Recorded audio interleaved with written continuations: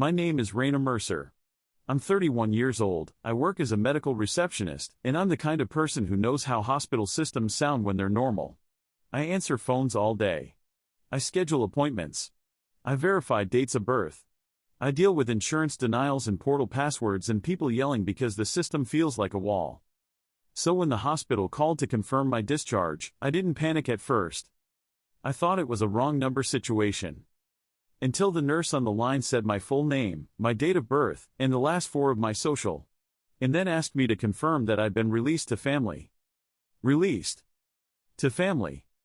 I was standing in my kitchen, barefoot, stirring pasta, listening to the water boil. I think you have the wrong person, I said, still calm. I'm not in the hospital. There was a pause. Papers rustled. Keyboard clicks. Ms. Mercer, the nurse said, voice tightening, you were admitted last night through the ER. Your chart shows you were discharged 20 minutes ago. My stomach dropped. That's impossible, I said. I've been home all day. Another pause, longer this time. The nurse's tone shifted from routine to cautious. Can you confirm your address? She asked. I gave it. She went quiet again. Okay, she said slowly, your address matches what we have. My grip on the wooden spoon tightened. What hospital is this? I asked. St. Alara Medical Center, she replied. St. Alara was my hospital. Not where I worked, but where my primary care system was connected. Where my labs had been done. Where my records lived. My mouth went dry. I need you to tell me why you're calling, I said, forcing my voice steady. The nurse exhaled softly. We were required to do a post-discharge confirmation call, she said. The patient was treated for, she stopped, then continued carefully, a medication reaction and dehydration. She left against medical advice, and the discharge instructions include follow-up within 48 hours. The nurse had said she like it was me. My skin crawled. That wasn't me, I whispered. The nurse's voice dropped. Ms. Mercer. Are you safe right now? Safe. That word hit me like a brick because I'd asked that question myself at work when things didn't add up. When records were weird. When someone was lying. When the person on the other end might be under pressure. Yes, I said, but my voice shook. I'm safe. I'm at home. Okay, she said. Then I need you to listen carefully. Your medical identity may have been used. Medical identity. My heart started pounding so hard I could hear it in my ears. How? I whispered. The nurse didn't answer how. She answered what?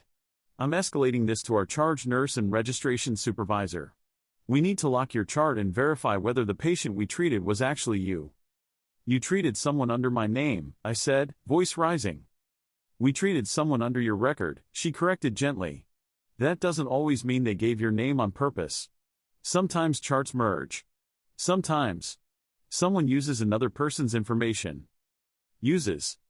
My stomach turned. Can you tell me what they look like? I asked. I can't give details over the phone, she said quickly. But I can ask the registration team what ID was presented. I'm coming there, I said, already moving away from the stove. Now. Ms. Mercer, she said, you don't need to come in tonight unless you want to. But you do need to secure your accounts and, I'm coming, I repeated. Because if someone is using my medical record, I need it documented now. Before something gets entered that hurts me. Hurts me. Because medical identity theft isn't like a stolen credit card where you dispute a charge. It can change allergies, diagnoses, prescriptions. It can put you at risk in an emergency. I turned off the stove, grabbed my wallet, and left the pasta half-cooked in the pot like my life had been interrupted mid-sentence. On the drive to St. Alara, my mind raced through possibilities. A clerical error? Maybe. But they had my DOB and last four. A merged chart? Possible. Someone impersonating me? Also possible, and if so, how did they know those details? I pulled into the emergency entrance and walked in under fluorescent lights that make everyone look slightly sick. The waiting room smelled like sanitizer and tiredness. A security guard stood near the metal detector. I approached the registration desk and said, I just received a discharge call under my name. I was not here. I need to speak to someone about a potential medical identity issue. The registrar's smile vanished immediately. She looked at my face, then at my ID, then at her screen. "What's your name?" she asked. "Raina Mercer," I said. She typed. Her expression changed. Then she looked up at me slowly. "Ma'am," she said carefully, "your chart is showing you were discharged at 6:14 p.m. I felt dizzy. That wasn't me. The registrar nodded slightly, like she believed me. "Can I see your ID?" I handed it over. She compared it carefully, then said, "One moment," and disappeared into a back office. A minute later, a woman in scrubs came out, charge nurse, badge that said Kara. She had the look of someone who could handle panic without absorbing it. "Ms. Mercer?" she asked. "Yes." Kara lowered her voice. "We need to verify something privately. Come with me." She led me down a hallway into a small consultation room. She closed the door. Then she said, "First, you are not currently a patient here tonight. Correct?" "Correct," I said, voice shaking. "I was making dinner." Kara nodded. "Second, did anyone in your household go to the ER last night?" "No," I said. Kara's face tightened. "Okay. Because someone came in under your record." "Under my record?" She didn't say under your name anymore. She said record, like she was trying to be precise. "Who?" I asked. Kara exhaled. "We're figuring that out. But the patient presented identification that matched your demographic information enough to pass registration." My blood went cold. "So they had my ID." Kara shook her head slightly. "Not necessarily your physical ID. It could be a forged ID. Or a copied photo. Or a chart mislink. But we have to treat it as identity misuse until we prove otherwise." I swallowed hard. "What did they do to my chart?" Kara turned her computer screen slightly and said, "This is why you came. We need to prevent harm." On the screen were new entries: medication reaction, benzodiazepine exposure, AMA discharge, and an allergy update. Allergy update. My stomach dropped. They had added an allergy to penicillin. I am not allergic to penicillin. That could kill me if I ever needed antibiotics and was denied the right one, or given an alternative that didn't work. "That's not mine," I whispered. "I know," Kara said gently. "We're going to lock your chart, place a medical identity theft flag, and correct anything that was entered in error." Correct anything. But would it actually be corrected? Or would it sit there like a landmine for the next provider? Kara clicked into the registration scan.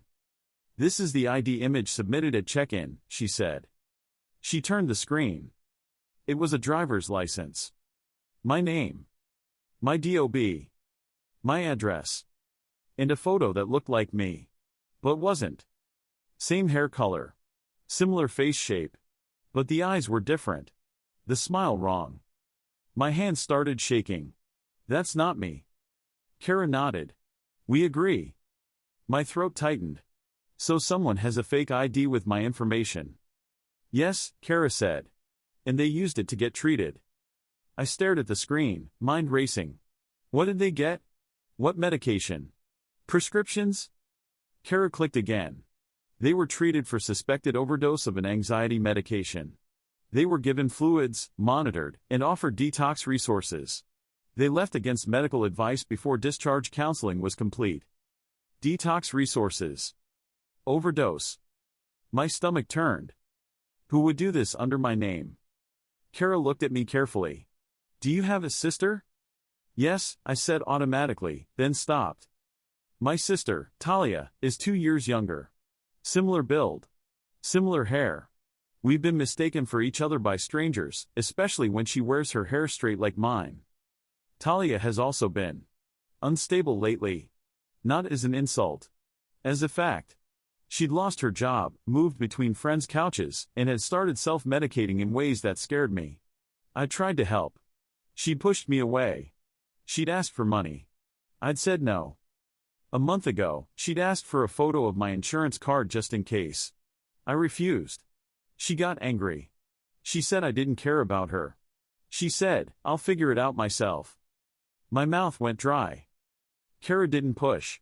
She just said, "If you suspect a family member, you don't have to tell me right now. But you need to protect your record." I swallowed hard. How do I do that? Kara's voice was procedural, calm. We place an alert that requires photo verification and a password for future visits. We separate your record from this visit as much as possible. We notify compliance. And you file a police report because a forged ID was used. Police report. My stomach tightened. Because if it was Talia, a police report could destroy her. But if it wasn't Talia, or if it was and she kept doing this, my medical record could become a weapon against me. A hospital record doesn't care about your feelings. It cares about documented facts. And right now, my documented facts were being rewritten. Kara handed me a form. Choose a patient password, she said. Something no one could guess. I chose something random and wrote it down. Kara entered it into the system and added a medical identity theft flag to my chart. Then she did something that made my chest tighten. She said, I'm also going to print you a corrected allergy statement and a letter for your primary care provider stating this visit is under investigation and should not be used for your medical decision-making. A letter. Paper. Proof. I clung to it like oxygen. Before I left, I asked one more question. Did the patient leave any contact information? I asked. Kara hesitated. They listed your phone number. Of course they did. So the hospital called me after discharge. Because they thought I was the patient. Because someone used my identity and my phone number. They weren't even hiding it. They were replacing me with a version of me they needed. I drove home with my hands shaking. My dinner was cold and half-cooked. The house smelled like pasta water and fear. I sat at my kitchen table and stared at my phone. If I called my sister and accused her, she'd deny it. Or explode. Or cry. Or twist it. If I didn't call her and it was her, she could do it again. So I did what I always do when emotions threaten to hijack logic. I built a record. I pulled my credit report. I checked insurance claims. I checked my health portal for new prescriptions. There was a pharmacy claim submitted at 3:12 a.m. a medication I'd never taken. I called my insurer's fraud line and opened an investigation. I requested a new member ID number and a PIN requirement for claims. Then I filed a police report, not naming anyone yet, but reporting that a forged ID with my information had been used at St. Alara, that my medical record had been compromised, and that I needed a case number to protect myself. The next day, I went to my primary care clinic and asked them to lock my chart too. I had them document that I was not at the ER. I asked them to remove the incorrect allergy from my summary page and attach the hospital letter. Over the next week, the hospital compliance office called me. They confirmed they had security footage from the ER registration desk. They said the person on camera resembled me but was not me. They said they would cooperate with law enforcement. They also confirmed the ID used was likely counterfeit. Counterfeit. So whoever it was had access to more than my info. They had a fake ID. And that's when my fear hardened into a new truth. This wasn't just someone borrowing my insurance. This was someone committing identity fraud at a level that could follow me for years. 2 weeks later, my sister called me. Her voice was shaky. Raina, she whispered. Did you talk to a hospital recently? My stomach dropped. I kept my voice calm. Why? A pause. Then she said, because. They called me. Not my name. They called me you. And I didn't correct them. Silence filled my kitchen like a spill. I swallowed. Talia. She started crying. I didn't have insurance, she sobbed. I was scared. I didn't want to die. I didn't know what else to do. My throat tightened with grief and anger at the same time. You used my identity, I said softly. You changed my medical record. I'm sorry, she cried.